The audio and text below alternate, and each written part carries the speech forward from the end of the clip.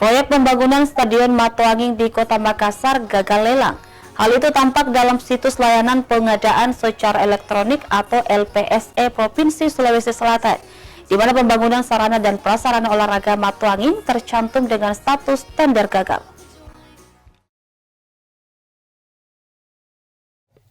Beberapa hari terakhir, kabar terkait Stadion Matoanging Makassar gagal tender ramai jadi perbincangan publik di Kota Makassar.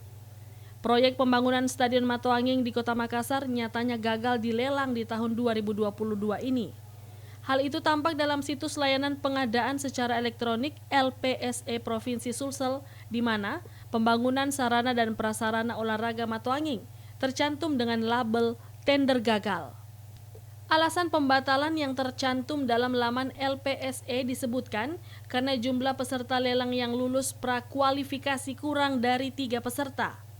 2 dari 3 penyedia jasa yang mengikuti tender tidak memenuhi kualifikasi suatu ketentuan diatur. Salah satu penyedia jasa yang merupakan BUMN tidak memenuhi kualifikasi karena harus anggaran di atas 100 miliar rupiah. Sedangkan anggaran yang disiapkan untuk pembangunan Stadion Matoanging hanya di kisaran 66 miliar rupiah. Tim Liputan Selebes TV.